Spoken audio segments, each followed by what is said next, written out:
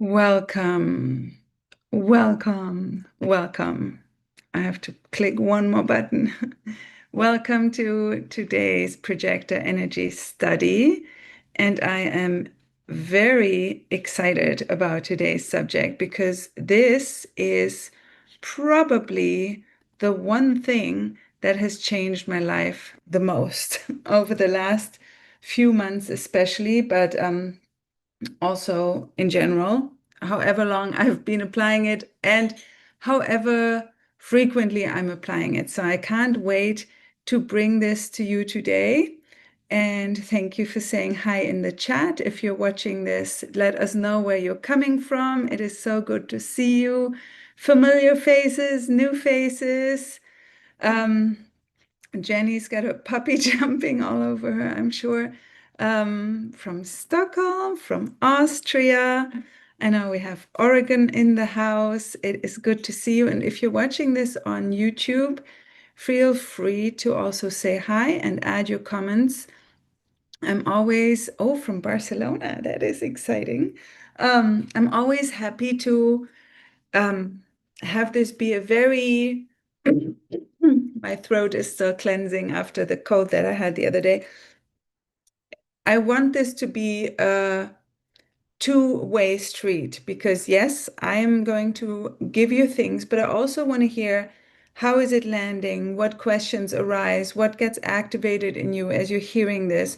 What clarity gets maybe deepened, or maybe you had a confusion about something, and what you're hearing today is helping you understand something in your life in a much deeper way. And as you know, what I like to do in these energy studies is I like to reference the wisdom of Kabbalah, which is what I've been studying for now almost 2 years, and it's been amazingly changing my life in all the ways, and I fuse it and combine it with the understanding that I've gathered for projectors because I want to make this very practical and relevant to you. Hi, Sydney. I know Sydney's coming from California.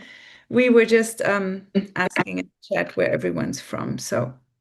Um, so if you know this about human design, a big part, well, human design, as you might know, is, I'm going to just repeat it for those of you who don't, is the combination of the chakra system, astrology, mostly tropical, but as we've been discussing the past few weeks, we can apply this. It's a framework. Human design is a framework of the 64 Chinese I-Ching, which have then turned into the human design gates or the gene keys. And how they are, every gate or gene key is specific to a very specific to a sign in the astrological zodiac. So it is a calculation system, and the purists in human design, they will argue that Ra, who invented or downloaded this methodology, did this with tropical Western human design. And hold on, too many things to click. But it is just a framework that you can also apply to any other, because if you can apply it to the tropical calculation, the Western calculation, you can of course also apply it to the calculation where the stars really were when you were born, which is what we like to also use, is the true sky. And if you have questions on that, please refer to some of our previous studies, especially the last 3 weeks ago. We talked a lot more about this. So again, human design is a combination of astrology, the Chinese I-Ching, the chakra system, the I guess Hindu chakra system, quantum physics, and Kabbalah. And so when I understood this, I really understood why Kabbalah will be such an add-on for me to bring into everything that I'm learning or have been learning and studying and trial and erroring with my 1-3 around projectoring. So this is why I love to bring you these concepts of Kabbalah, especially with the weekly energy, to help you deepen your own understanding of your own human design and your reality and how you can make your life better. And it's a journey of, yes, we want to understand and get better at everything immediately and have everything done and shifted immediately because we're impatient humans, right? And Gate 5 teaches us to stay patient, but also those of us who have been doing life a little longer, we know, when you want to learn a new sport or you want to dance or you even just want to grow your muscles at the gym. If you just go once and do a giant workout, it's not going to happen, right? It's something that we have to integrate into our lives continually and practice. It's a practice. If you know meditation, everything is a practice. Yoga is a practice. It's not about perfecting it and being able to do it once, but it's about the practice of life, right? And how do we see life every day? So this morning I brought my 12-year-old to school. I mean, I brought the other one to school too, but when I was in class in the car, we dropped the older one off and then it was just him and me. And I said to him, "Do you have anything special going on in class or in school today?" And he's like, "Test." And I said, "What test?" And he said, "Science." I'm like, how prepared do you feel? Because, I don't know if that's a projector thing or me thing, but I don't like to really get involved in their homework because like there's just one other thing to do. So I guide them more to be self-directed. And he's like, "Not very." And I was like, "Why? Like, what's up with, in science, you in science?" And he's like, "I just suck at that class." I'm like, "Okay, now." It's like every time they say this, I'm like, "You are not allowed to say these things, And I think these things are so much more important in a way than memorizing things at school. It's like these conversations around school or like the socializing that they learn in school. But I told him, how about you just tell yourself a different story? How about you say, "I am effortlessly good at science, with like minimum or medium effort, and I understand it well, and I can excel at these tests even when I didn't prepare so much, because yes, I did get on your butts the other day about we do need to put our best effort, and there are times and especially when we want to make our business work, we do have to put our best effort, or when we want to get really good at something, or preparing for a jiu-jitsu competition, or whatever it is, we do have to put our A game. But I know for us projectors, there's also a lot of areas in life where we're like, let's just put in as little as necessary to just get by and make it work. It's a personal decision. Which area of life do you really want to excel at? And the more nervous system capacity you free and liberate, the more you can actually I keep omitting people, the more you can actually give your best to each one of those areas. So let me just see what you guys are saying. Joy says, "I always felt proactive, but lately, now that human design has finally arrived for me as a projector and I'm told I have to wait, I'm freezing." Yeah. So you need to watch more of my videos, Joy, because we talk about like now. I'm like now. This is the whole thing about projector teachings that we're not subscribing in my world to. So freezing is not what we're here for. So thank you for mentioning this. Jenny says, "Learning about my true sky human design because of you has been life-changing. And I was always intrigued by Kabbalah, but thanks to you, I've started studying it. And yes, it's profoundly life-changing." Yeah, life-changing is what we want in the good ways. Jenny says, "I'm also so hands-off with my kids' homework. Maybe it's a projector thing." It might be, because who needs more things to do? Anyhow, so how are you guys doing? I am very excited that you are here. Those of you watching on YouTube, welcome. Please put in the comments in the chat where you're from and have this be a very two-way street. I forget sometimes the words. So today, I want to talk to you about my favorite tool.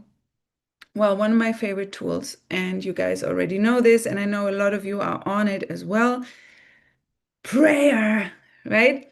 And I remember Melanie reporting either in here or maybe in our membership, no, maybe in here, you said last week or the week before how you've been seeing that your prayers have been shifting your reality. And one of my previous clients who I've stayed in touch with, and she's always so sweet and sending me things, she sent me a book, and it's a book that I've been wanting to read for a long time. But with books, you know, you never know, like, should I commit? Should I not to commit? And one of my other friends has recommended it to me 3 or 4 years ago. And so it's always stayed at the back of my head. And I was like, I don't know, because there's always so much to read and so much Kabbalah to study.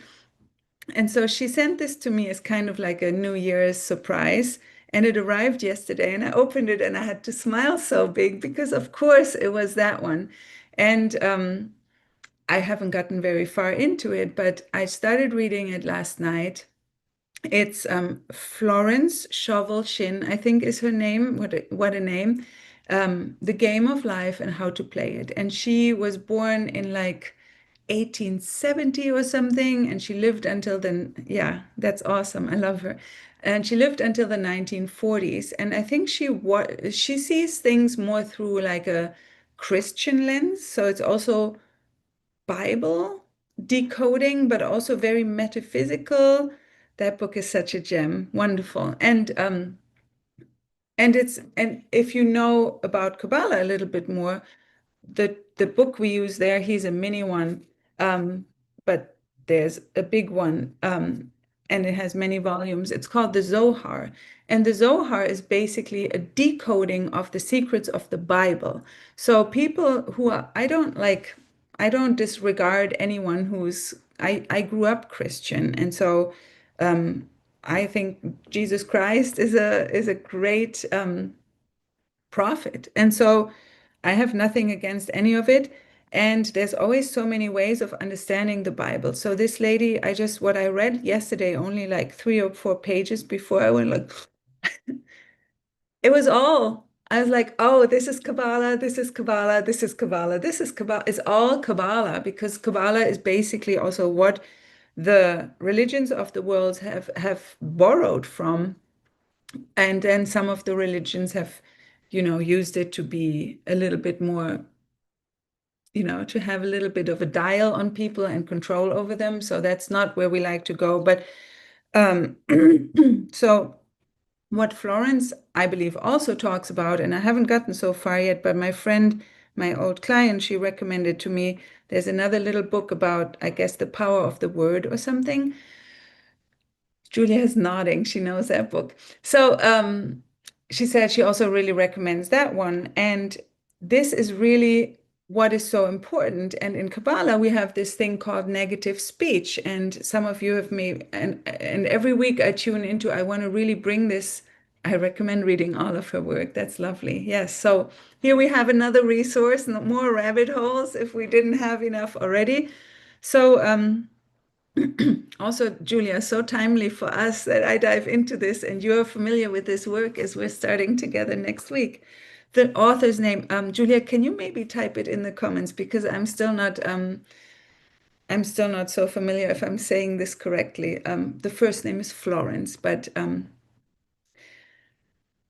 one of these weeks, I really want to do a deep dive with you guys into negative and positive speech, because the way we use speech is a direct translation of how we use thought. And so speech, and in human design, if you've heard Karen Curry Parker talk about it, she's always like, there's no purpose of the chart, but if there was a purpose in the chart, it would be how to bring energy to the throat, because the throat is the center for manifestation.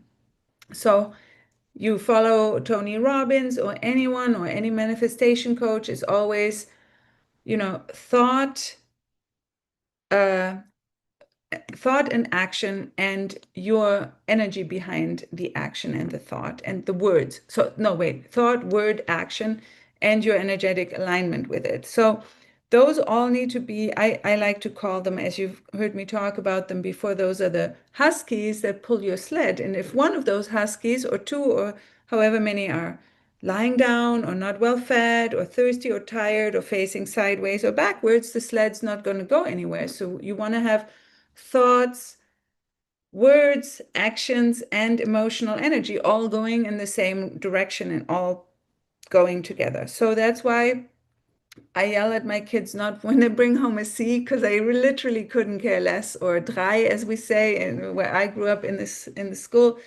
But I don't care if they're bad at school or if they miss an assignment here or there, you know. I care about that they don't tell themselves stupid stuff that's holding them back. And so that's when I yell at them, like, you never say this. Or when they're like, oh, I'm so stupid. Don't ever say that again. So we're talking about prayer, the power of the word, negative, positive speech, words that build. Also, words that are building ourselves. You know, are we building ourselves up with our thoughts and our words? So, prayer is basically already speaking things into existence. That's why Melanie reported last week she's dedicating every morning to prayer. Hopefully, you're still doing it. And oh, good, throughout the day. And that's why when she's doing it, and when I'm doing it, and when everyone who's praying out loud, there are immediate shifts because you are daring to speak a desire out loud, right? Whether that's for love or for clients or for a certain money goal or whatever it is. So, loud prayer. That's why they recommend also speaking out loud. And that's why a few weeks ago I said, if you're not speaking out to the Creator loud a few times a day at least, I cannot help you. What can I do if you're not daring to speak out what you want, right? So here's how this goes. Your soul has a desire, and hopefully you dare to claim that desire, whether that's for a physical thing or for a feeling or whatever it is. And you speak it out. And the next part, the fulfillment, so the Creator is always going to fulfill your prayer. But you might be confused about how that looks, because if you're like, I want to make 30K this month, and then at the end of the month, you're sitting there like, why did I not get 30K? Like, okay, but you can be pretty sure that when you ask for those 30K, you got shown things and you didn't look or you didn't see. That's why it's very important also when you're praying to remind yourself, and I like to include this into the prayers and say, I'm very open to seeing whatever is in the way. And so it could look different ways of how that prayer is fulfilled, but prayer works immediately. So you could get tested, or you could get the fulfillment through grace. Maybe somebody sends you a check for 30,000 and you're like, wow, prayer works. But usually what's more common is that we get shown what's in the way between you and this desire that you have. So anything that feels like it's bringing you into disempowerment, or different triggers come up, or you get sad, or challenging situations or tests or judgments come up, those are then your those are the mud you have to work through and walk through in order for being a match to these 30,000 or whatever, or the love of your life, or whatever you're asking for in your prayer. And there might be more of it, you know, than just one thing. So it's important to also say the same prayer again and again, because you want to make sure that whatever is sitting in there can get cleared out. So before, ooh, please mute yourself when you're coming on so that we have sound quality for everyone ensured. So let me, Florence Shovel Shin. Scovel. See, I say shovel. Scovel Shin. Thank you, Julia. So let me just look at the chat and see what's resonating with you guys so far. I just want to, you know, sometimes what you guys know, what I like to do is just level out the basement field so that we can build on top and have a common baseline and reminders. Devona is coming in on YouTube from Texas, US, and Jamie is coming in from Canada. Oh, we got 10 watching on YouTube. It's a new biggie. So you guys are all interested in what's really going to make your prayers work. I love it because I want this is just for me. Even just this week, this past week, this tool has been everything for me. So can't wait. Laurie says, hello from Vancouver Island, 5+ years in the human design experiment. I've been praying so much lately. Have been feeling so much support coming in. That's lovely. Yes, yes, yes. I thought the same about negative. Perfect. So what is a kind way to hear about Kabbalah? I would say just start with either the $12 membership at the Kabbalah Center. I think that's still Kabbalah.com or onehousekabbalah.com, or, and very importantly, David Guillaume on Instagram, and he has a great podcast that always comes out on Friday, always 70 episodes that you can deep dive into and change your life already. So Roxana is coming in from the UK. Perfect. So now let's dive into this concept that I really like to help you. And it's not me who says that this makes your prayers work, or if you don't do it, it doesn't. Because if you don't do this in one way or another, and the way I'm going to bring it to you today is through a visual and an analogy and a story, but you can also do it in any other way. And if you don't do this, you're basically keeping yourself in victimhood, which is not my preferred way of saying it. I like to say woundedness. So if you're staying in a wounded mindset, then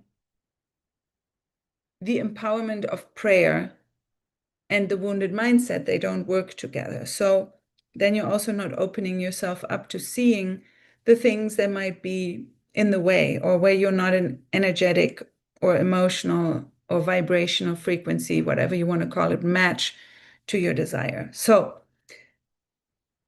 we talked about the technology of prayer. We've talked about it more in the past, also to include always gratitude in your prayer for what you already have, because being grateful for everything you already have is a baseline. And so now I need to clear my throat for a moment. Hold on a sec. You know, when you have a throat and cough thing, they always last a little while. So let me start with this. Who here has in their life a situation or a person that is either scary or threatening or worrisome or difficult or quote unquote bad or challenging right now? Because I know you guys are all going through it. So raise your hand or let me know, me in the chat. I just want to, if you're all good and if your life is bloomy and perfect right now, then oh, my co-parent, oh my gosh, um, um, if you're all rosy and good right now and you're not affected by this general energetic thunderstorm that's going on right now, please message me directly. I need your recipe. So, financial, yes. So, may this tool, may this practice help you. Oh my gosh, I hear you, Julia. Yeah. So you guys have got all the stuff going on. So I want you to take your included. Take your most challenging, scary, or what you would normally call disconnecting from people you love. Yeah. So heartbreak, financial, co-parenting, exes, got it.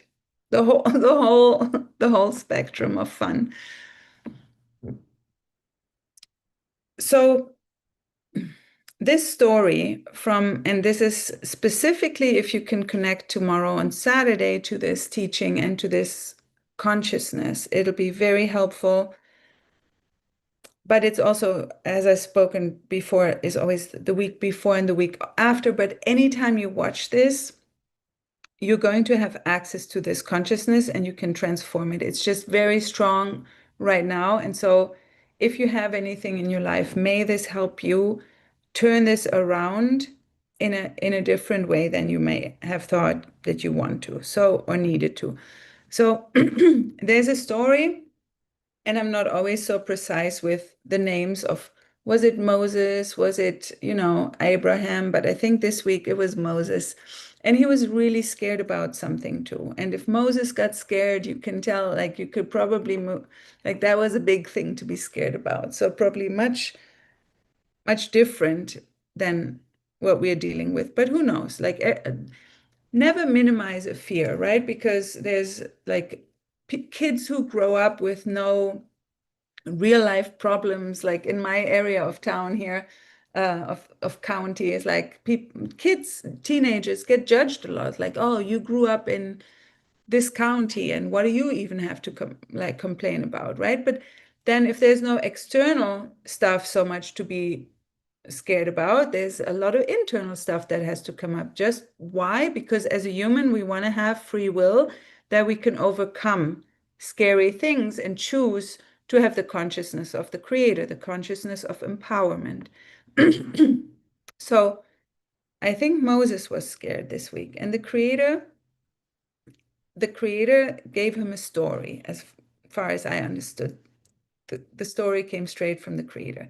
So there's a staff, right? Like I don't know how else you call it. It's like the kings often have a staff. It's like a stick, right? It's like a ruling tool of kind.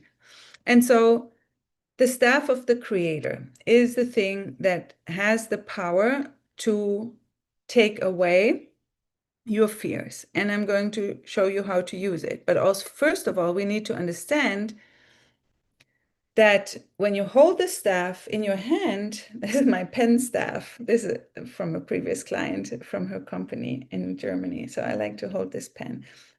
This is the staff with the creator. It represents a straightness. And so then the creator told Moses to drop the staff. And as soon as he dropped it on the floor, it turned into a snake. What is the snake known for? A snake doesn't go direct, it doesn't go straight. A snake can only go left and right, right? It goes left and right and goes around things, and it's known to be a little bit snaky, and that's why me as a tropical Gemini sun and a Chinese snake, there's like lots of bad things about being two-faced and not honorary or whatever. So I have to always be mindful of that. So a snake cannot go straight. The staff of the creator is symbolism for everything between you and the creator is on this line. So if you have a scary situation or a bad person or something that's challenging in your life, you have to use the staff of the creator and say, it is on here. It is just me here and the creator up top, and everything in my life that's either challenging or scary is on that staff. And so as long as I'm holding on to it, to this, and symbolically, the consciousness of everything in my life comes from the creator directly. You're holding on to that consciousness, and that means that whatever scary, bad, or worrisome situation or challenge you have in your life right now has to turn out good. It has to become good, because you are deciding it is coming from the creator and it's on the staff. As soon as you let this consciousness go, it falls on the floor and it becomes a snake. And what does a snake have to do? It has to go left and right and hit you from the sides. But what no longer can happen now, because you let go of this consciousness, is that the bad situation, the challenge now can manifest into something else that is bad. It's going to no longer, because you're taking it off the course. This is the course of directness, of goodness. Everything between me and the creator is good because it's on the staff of the creator. And if I let this consciousness go and believe it's bad and it's not from the creator, then it's going to bring chaos. It's going to bring not blessings. It's going to bring other challenging things. So, as David Guillaume likes to say, I like this word, it behooves you to keep this end of the snake. So what the creator told Moses when Moses saw the snake, got scared of the snake, creator said, take the tail of the snake into your hand. And then it became a staff again. You have to hold on to this consciousness that whatever is challenging or bad or a person that's scary to you or whatever, a dynamic, that it's good, that it comes from the creator. Because if you maintain that consciousness and apply it to that situation, the outcome from it has to be good. There cannot be, per energetic spiritual law, negative consequences from it. If you're letting go of this consciousness and it becomes the snake, then you opened yourself up to, I wanted to say a funny word, but I didn't get one. So you open yourself up to crazy other bad things, and you cannot transform it in the way that you would like to. So first of all, I would love to hear how is this landing, and let me know in the chat. I'm going to see, yes, all of the challenging things. Sydney says, I heard an astrologer this morning say this, since we are almost in Aquarius, which is the taking surrender and turning it into power, higher power. I love that. Yes, so I want you to really feel this. Let's do a little exercise together. Like you guys know how I like to do little exercises. Let me see if anyone's saying anything.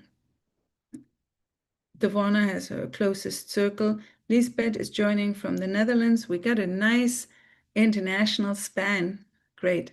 So let us take your most scary, dynamic person, challenging situation in your life right now. And if you want, you are welcome to close your eyes for this. Visualize it and feel into the energetics of the situation. And we're going to go, just for the sake of exercise, real briefly into visualize and feel into the energy of the situation or the person or the dynamic. And imagine it being a bad thing. Imagine believing, oh, there's other forces than the light of the creator. There's a bad force out there. There's something other than the creator, and it's not good. It's bad. It's punishment, whatever, like bad things come up. And it's not from the creator. It has nothing to do with goodness, with blessings or anything. And just feel the energy of this situation and your energy, how you feel about it. Are you scared? Are you worried? Like what natural energies come up in you? And just feel that, look at it. Some of you are more feely, some of you are more visually, maybe you just have a knowing. Experience what the energetics are of that consciousness with that situation.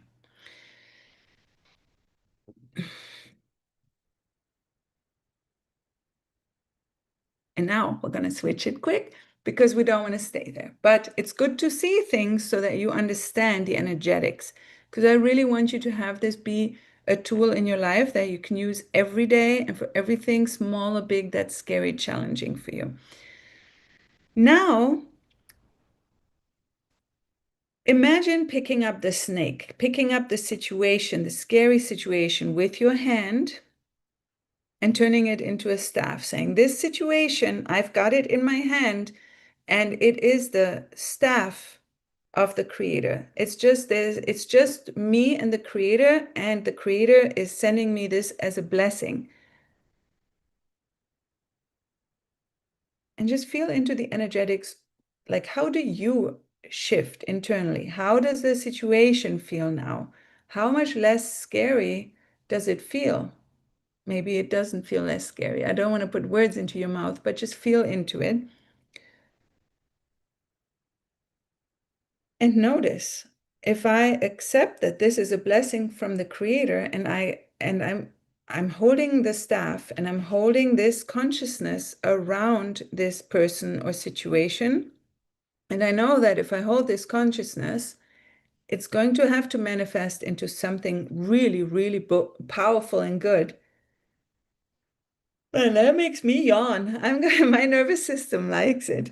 So notice what shifts in you. Maybe you feel like you're more alert, or you're more straight, or you're more direct, or I don't know. What is it for you? And when you have it, I would love if you could type it in the chat. What is your change of experience there? Jenny says, I learned a version of this from David Guillaume, and I've been telling myself there's nothing but me and the Creator, and it's been so powerful. Beautiful. And more specifically, Jenny, did you have anything regarding your situation? Julia went from scared to curious immediately, right? And there's this 63 gate that is all about curiosity, and the shadow expression of it is doubt, right? So if we're stuck in doubt, that's also some kind of fear. And how to turn it around is with curiosity, right? So if you're staying curious, you're staying in the energy of the Creator. There's nothing that can harm you. But yeah, if it got scary, then you're like in wounded consciousness, right? Laurie says empowering. Exactly. Jenny says, when it's not from the Creator, I collapse into I'm bad. When it's from the Creator, I expand and feel trust and safety. Annika says, from scarcity to power. Guys, you did this quickly, huh? Look at this. Devona says it makes perfect sense. Jamie says, feeling strong and stable, went from red to white. Okay, so you see this with colors. Beautiful. See, guys, this is it. This is how you make sure that anything in your life right now that is challenging or scary or maybe previously labeled as bad is guaranteed to have a positive outcome. Maybe you guys remember that was about a year ago, I got a I got a 250 parking ticket for 3 minutes with one wheel in the red zone at the bus stop. And I was like, and my insides started to crumble and everything. And I had such a positive day until now. Until then, I was like, what's the what does my Kabbalah teacher want me to remember? What does the Creator want me to remember? Oh yeah, this is a gift and blessing from the Creator. And that was literally the first time I used this as a power tool, right? Like we have our own power tools. And I said, I don't know how or why, but what if this ticket, and it was to get $300 from the ATM, might I say. So I, instead of getting 300 from the ATM, then I had the 250 parking ticket on top. And things were still a little more scary and tight back then. So that's why inside everything like crumbled. And it took me about an hour or two to get back. Now I do it like, it doesn't even let me get to crumbling anymore at the moment, which I'm very grateful for, but it is because I've been practicing this for a long time. And Jenny says it right. You know, David Guillaume teaches this too. Kabbalah, David Guillaume always says, if the only thing you learn is certainty, and this is what it is, certainty that everything in your life comes from the light of the Creator. But this is the energy that's especially available on this Shabbat tomorrow, the energy of Bo. This is how you get rid of your fears.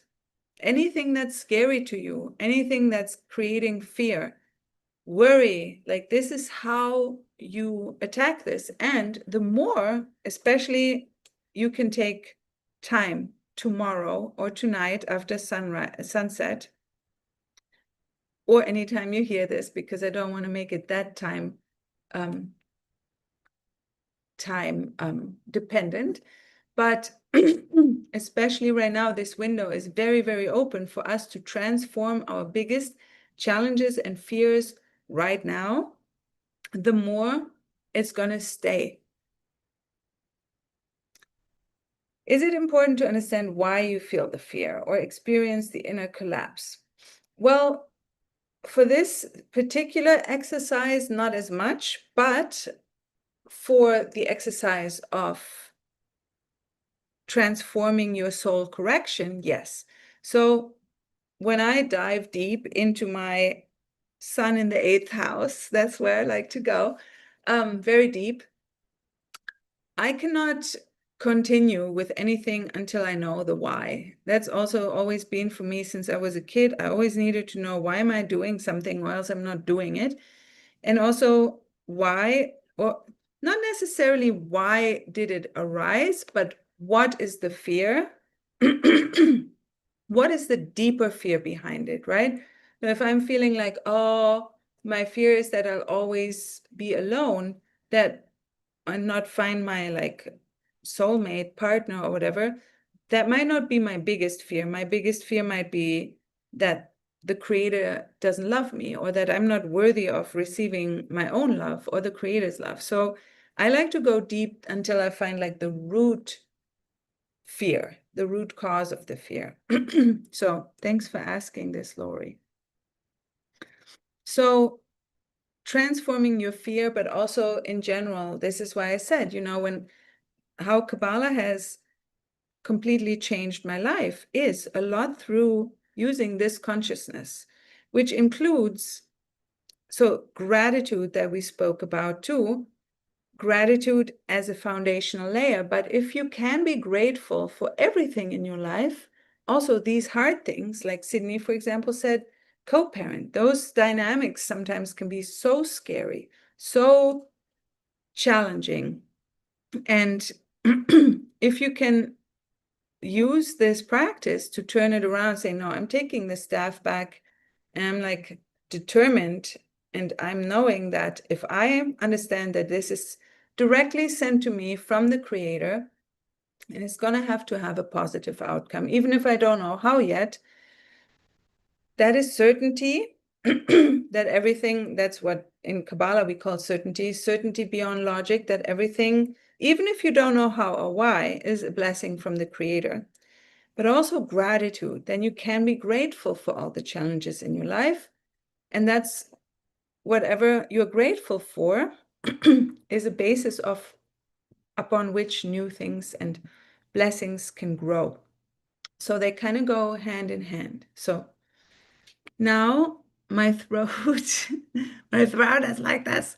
I would love to hear what resonates most with you. And if you would love, I mean, we have a little bit of time, especially. So this is a great tool. Thank you. You're so welcome. Lucille says, hello. Hi, guys, on YouTube. Dr. Sophie says, I'm interested in how everything being from the light of the creator fits with the idea of evil eye also talked about in Kabbalah. Okay. Evil eye is when somebody else is sending you jealousy or negative energy. Basically, it's the same thing, because if somebody sends you evil eye, what you're getting is maybe a judgment or like a delay of blessing. So then if it's also from the creator, of course, everything is a test. And then you get tested. How do you maintain your consciousness through the test of the evil eye effects? And can you maintain your high consciousness that even this is a challenge or a positive, a blessing from the light of the creator? Because you wouldn't be affected by the evil eye if there wasn't something that you needed to strengthen. I don't know how much you guys follow the UFC or martial arts or any of this stuff. There's this incredible athlete. Her name is Kayla Harrison. She's a former judo Olympian, and she's now an MMA player. She was supposed to have a fight, I think maybe was it last weekend or the weekend before, with Amanda Nunes, and it was going to be a big fight, a title fight, and it didn't happen because she had a neck injury, and a neck injury for a fighter is a very scary thing. So she needed to be flown to New York and have immediate surgery. It wasn't even from the fight. It was something long standing that she'd been doctoring around anyway. So she had this surgery. And I watched it's also on her Instagram. So if you want to be inspired by a high profile player, how she sees this, I recommend watching it. It's on her Instagram.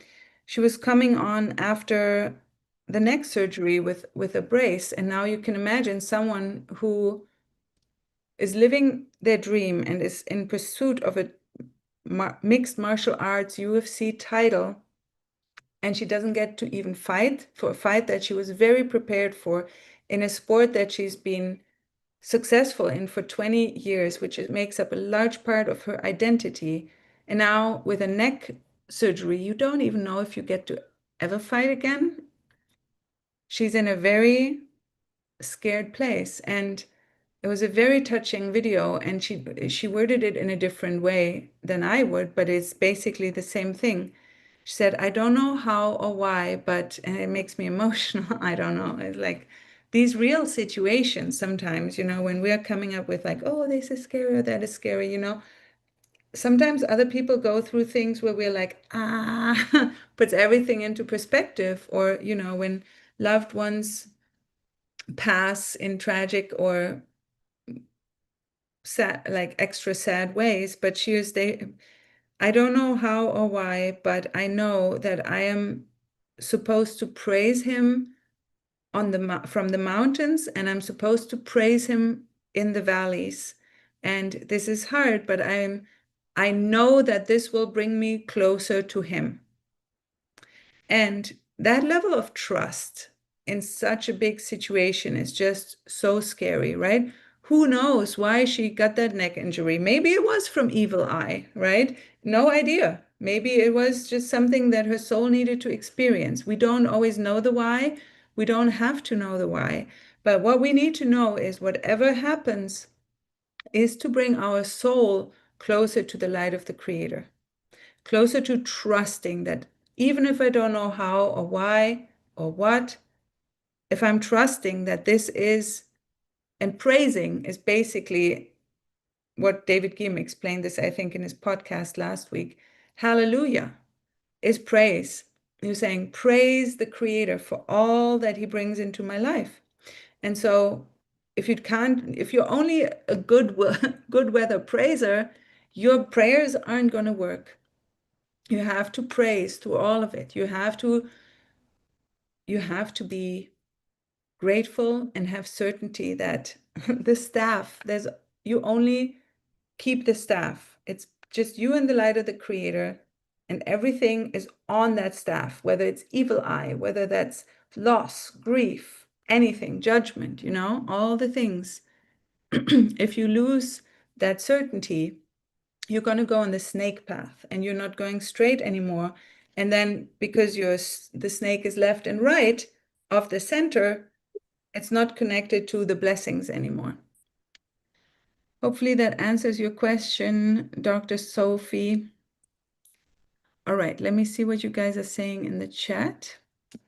Also, if you wanted to raise your hand and come on and just repeat or deepen what is landing for you or how you understand it or what it's helping you with, it's always helpful for everyone else, including myself, to hear it from another wise being, because it's important, Julia says, I love the image with the staff that turns into a snake when we let go of that consciousness. It's so simple and so powerful. Yes, exactly. Joy says, what would it take to have translation? I'm not very good in English, but I received the energy. Well, first of all, Joy, I would say trust that the energy is what you needed. I think when this video has rendered on YouTube, it might have, it probably has the captions, and maybe you can even put in translations into Spanish. I don't know. Technology is great. Laurie says, such a powerful experience of trust for her. Wow, what an inspiring story, right? Stories. That's where it's at. Okay, Jenny, rip it off.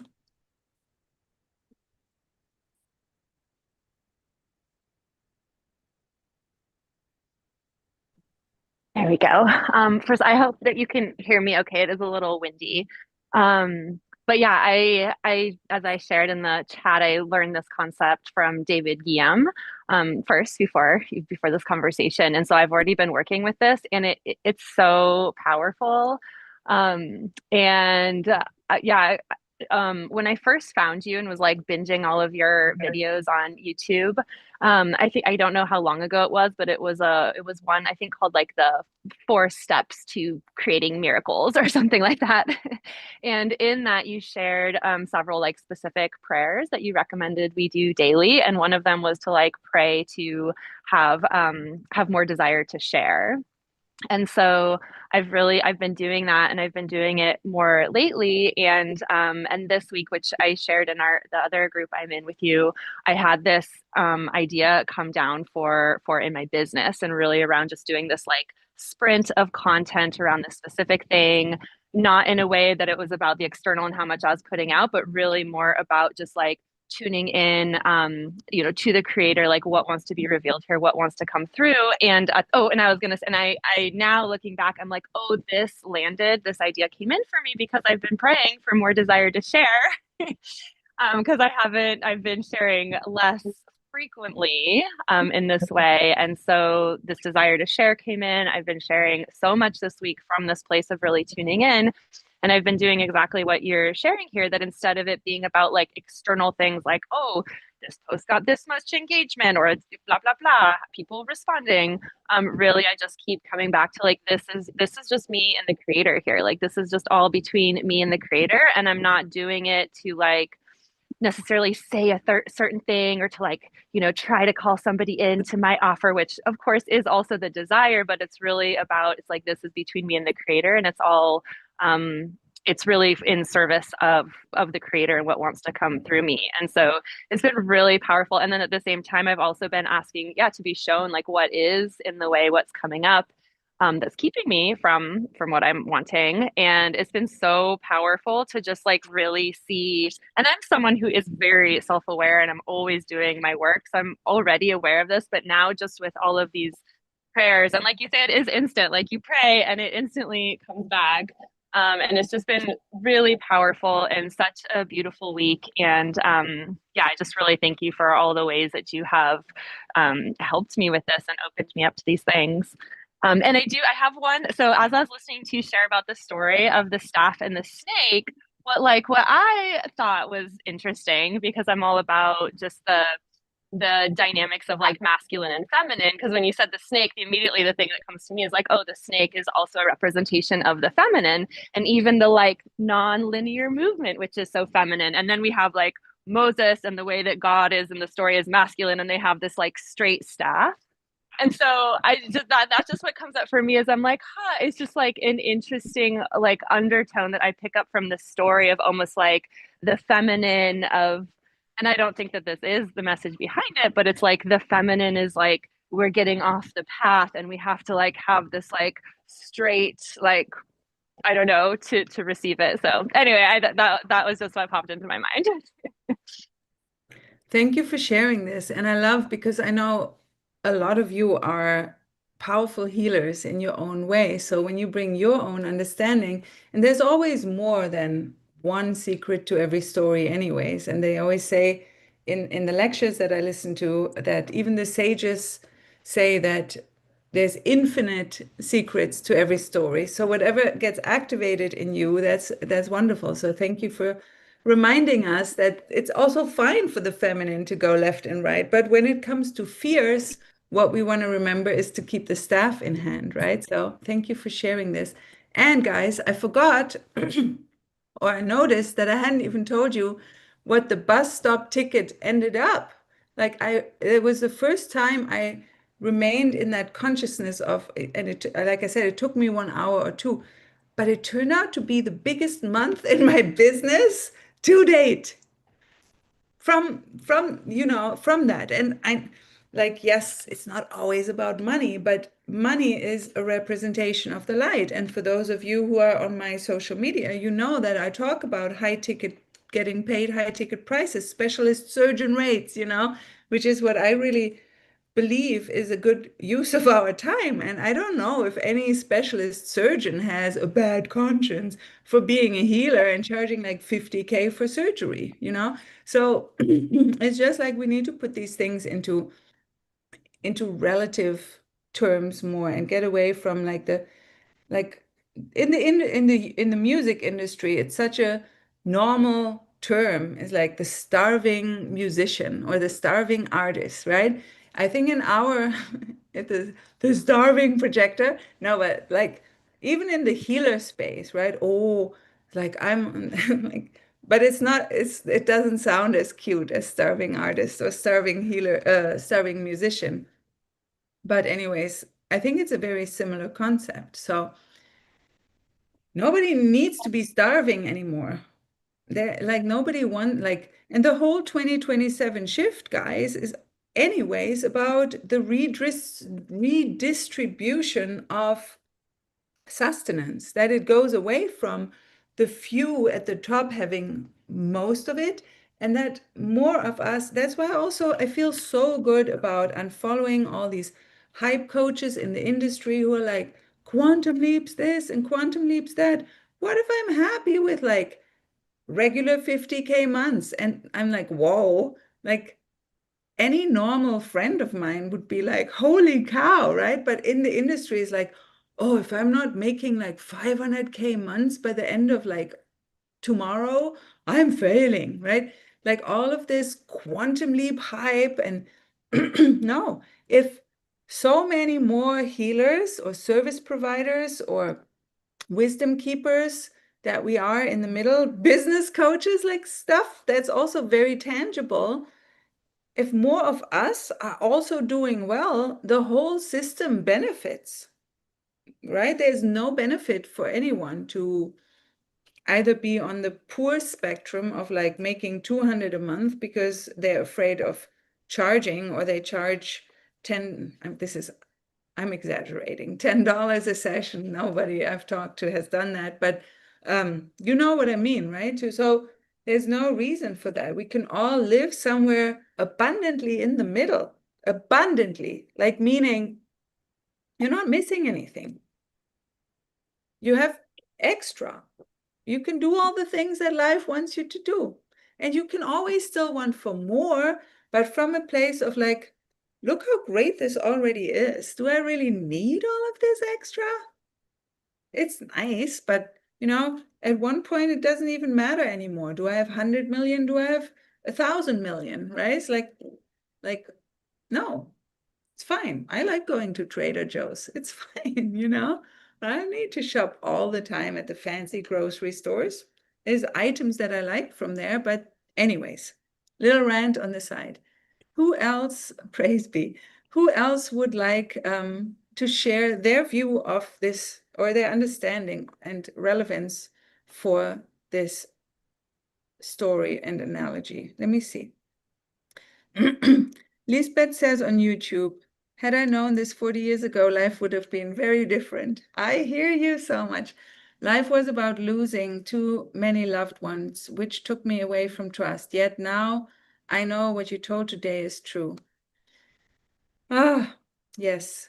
I mean, I have a strong practice of not trying to beat myself up for having to be this old to learn all of this, but it's still, whenever we learn it is perfect. It's just important that we learn it, right? All right, who else would like to share or has a question? Anne, are you unmuting yourself or is this an accidental? I see that so many of you guys have something to say. You might as well say it.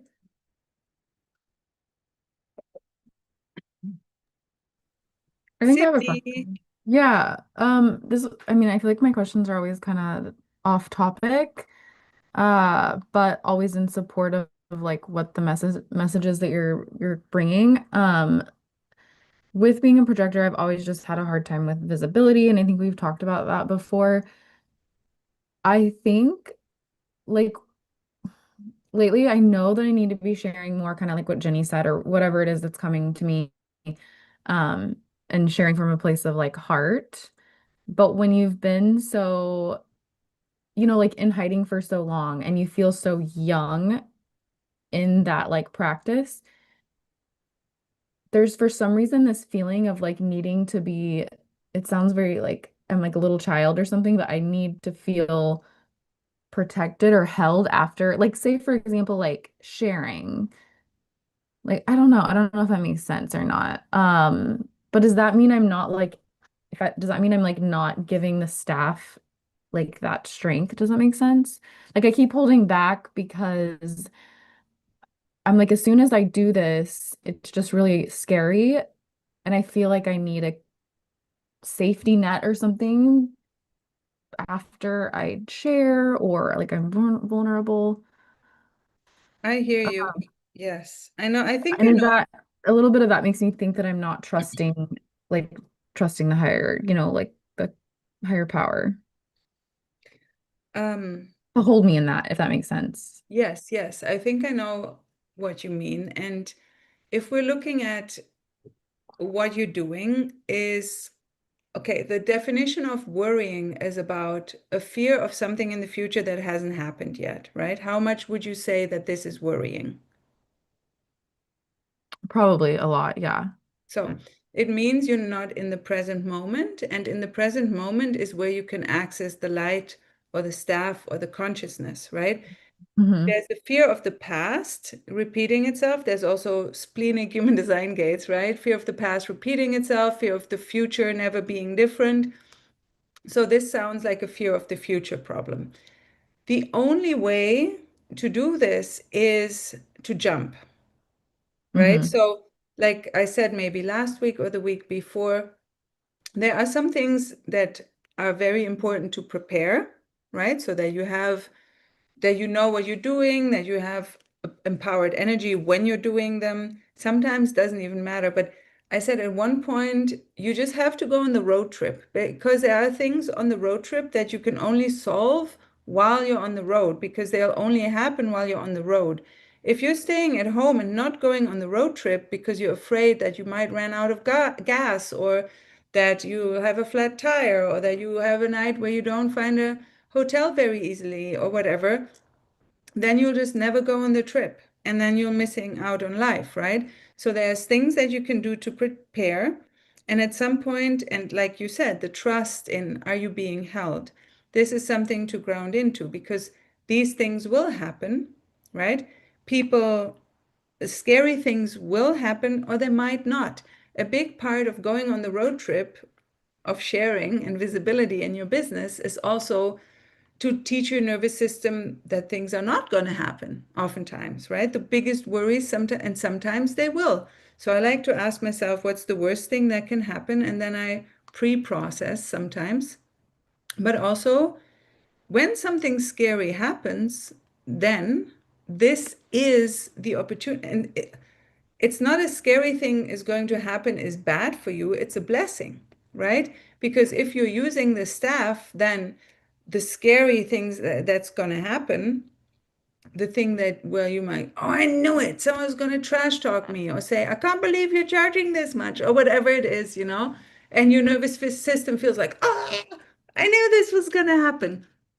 But this happening when you use the staff, the consciousness of, oh, Creator, thank you for sending me this blessing, is because then you get to download light and blessings through the situation. So if you're never allowing those situations to happen, you're not going to download any new light into your life. And you're going to sit there and everything's always going to stay exactly the same.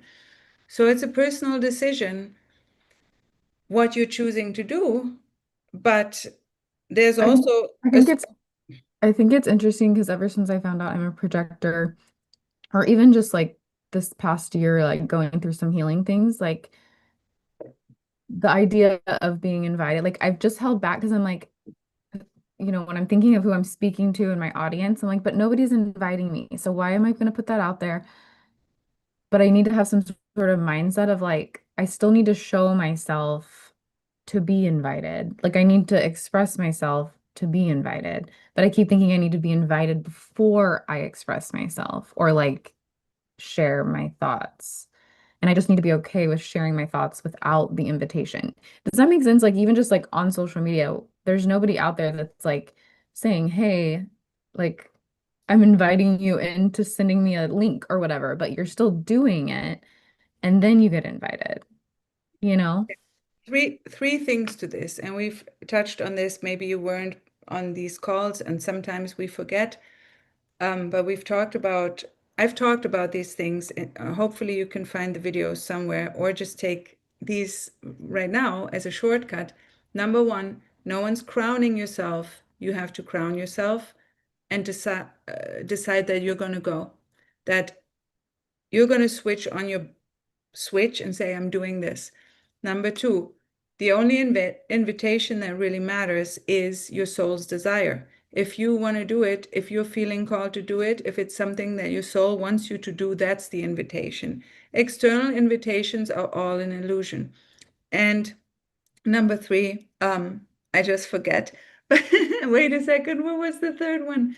But those two, oh yeah, we changed last week, I think, or the week before, 2 weeks ago, I think, we switched it up in our energy study live, and we said, just let's drop this whole thing of waiting for the invitation and make our new projector strategy being visible. Let's go be visible and shine.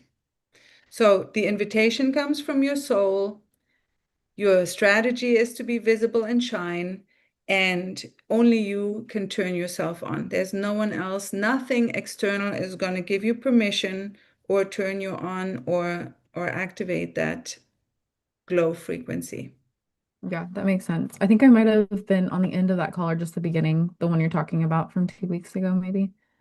But yeah, that's helpful because I think, yeah, even with like this Aquarius, like I just found out what Aquarius is because I don't have any Aquarius in my chart. Anyway, yesterday I had this like huge epiphany of what Aquarius is, and it's literally feeling like fire in my body, but also like the water is the calming part of it. But I just have zero Aquarius, and I'm like, I had no idea that not having that activated is very like because it's bold and it's like all the stuff, and I didn't know that, and I'm like, oh, okay, that makes sense. I have to ignite that or like tap into it.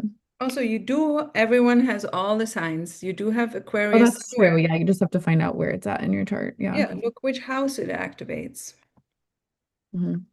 Yeah. Thank you. Just Is really this feeling all helpful? my, yeah, I think I'm feeling all my if you remember, yeah, I have so much Aries. I have like what is it called? A stellium in my area. Like I have four things and I'm like, oh, I feel like I'm on fire right now, but I just feel like it's sweating out of me. There you go. Sweating is good. Well, thanks for asking. I hope this was helpful to you and everyone else um, who's watching. Great. What else is coming through? Let me know. I'm going to read on YouTube real quick. Lisbeth says, life will bring experiences until we do trust. Been there, done that. Dr. Sophie says, I have found that healing in my relationship with my earthly parents, the masculine especially, has really helped in building my relationship and trust with the Creator and the ability to feel held. Healing did not involve them having to show up any differently. That is the key. That is so empowering, right? When we don't need people to do something differently in order for us to feel a certain way or make things possible. Lori has vulnerability hangover. All right. You guys love the new projector strategy. Great. If nothing else is coming up, guys, then I'm happy to close this. If we have one more person who would like to share, I'm also open to it. Let me know now or forever speak your piece. Oh, no, it's not that. I would be such a bad, uh, how do you call them? Ceremonial person for weddings. I would actually do great. I love weddings. Maybe that's a thing on the side. Who knows? Is this all helpful? Is this all clear? Do you guys feel resolved, empowered, ready to face your fears tomorrow, tonight, whenever you're hearing this? Grab the snake by the tail and let it turn into the staff. There's nothing, I say this to myself every morning, even if I wake up like, where am I? What time is it? I know, Creator, it's just you and me again today. What are we gonna do? So always reminding that the Creator sends the challenges, the Creator sends the people. The Creator wants you to evolve into your most powerful version. And as long as you're holding the staff, it's gotta have a great outcome. So with this, I am sending you into your rest of the day and into the weekend and into wherever you are right now. Thank you for being here live. It's always so fun when you guys are here with us, with me. Oh, we do this together, and I'm very grateful to have you. And I will see you next week.